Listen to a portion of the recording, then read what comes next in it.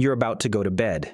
You turn toward the dark hallway in your house and you see two bright eyes, fixed, unblinking, staring at you from complete blackness. You don't move. You blink. And in that silence, a question pierces your skull. Who is the pet here? Because if you think you locked your cat inside your apartment to protect it, I have bad news.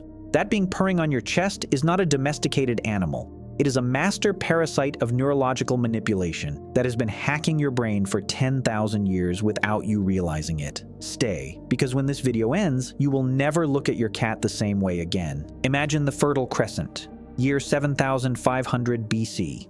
The human being has just invented agriculture, and with it, the granary. Mountains of wheat, and the rats, of course. Swarms of rodents threatening collapse. But then, a solitary and lethal predator emerged. Felis sylvestris libica, the African wildcat. The official story says we domesticated it to hunt rats, but there is one piece of data that destroys that theory. In a human burial in Cyprus, an island, from 9,500 years ago, a complete skeleton of a wildcat was found buried alongside a human. Cyprus had no native cats. Someone took that cat on a boat, a cat that was useless for hunting in the middle of the sea. What sense does that make? Easy.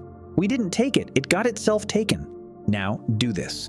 Look into your cat's eyes. Look closely. Its vertical pupils are not an aesthetic whim. A study published in Science Advances showed that vertical pupils are an evolutionary adaptation exclusive to ambush predators. They allow exact distance calculation on the vertical axis for a surgically precise attack. Your cat is not looking at you with love. It is measuring your jugular at every moment, calculating the exact distance for a killing. It simply doesn't feel like executing today. It's the difference between a siege engineer and a long-distance runner, and your cat is an engineer of your death. But wait, because the manipulation doesn't stop at the pupils. Let's talk about the meow. An adult wildcat does not meow at other cats. The meow is an infantile trait that disappears with maturity, except in the domestic cat. Why does your adult cat meow at you and only at you? Because it has identified you as a stupid provider that responds better to high-pitched frequencies. And here comes the darkest finding. Dr. McComb from the University of Sussex discovered that domestic cats embed an urgency frequency of between 220 and 520 Hz into their meows, the exact same frequency as a human baby's cry. It's not imitation, it's acoustic infiltration. Your cat has hijacked the neural circuit that forces you to get up at 4 a.m. to feed it. It doesn't ask, it programs you.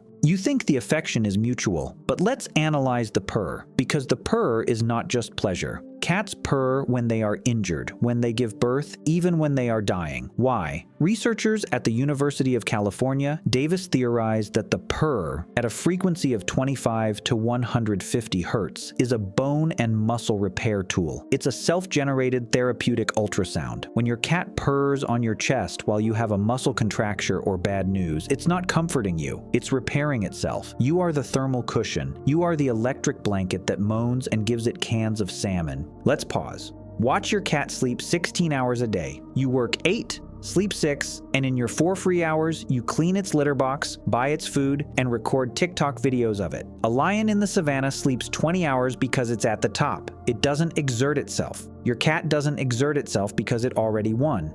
You think you have a cat, but the cat has a bipedal butler with opposable thumbs and chronic sleep deficit.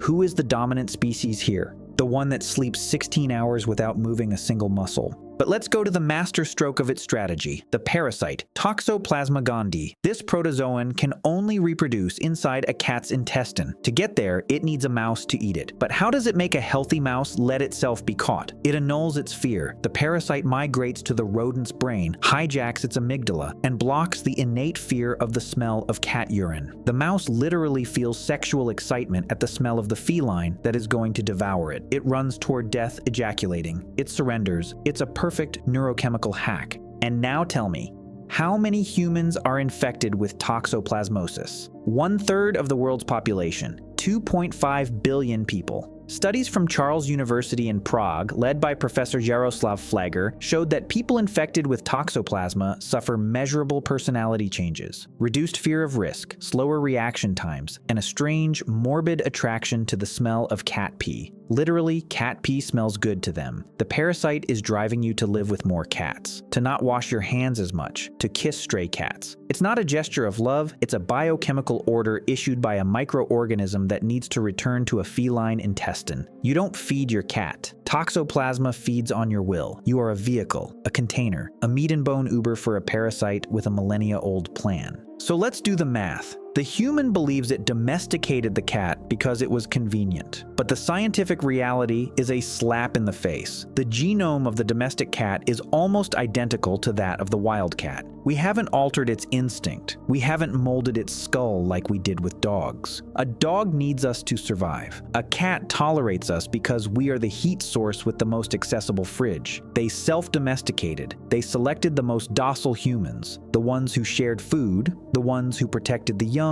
Evolution wasn't directed by you. It was directed by a solitary hunter with a liquid gaze who learned that a head rub releases oxytocin, the love hormone, in you. That rub is not instinct. It's evolutionary calculation. It drugs you, so you lower your guard. And here we arrive at the end.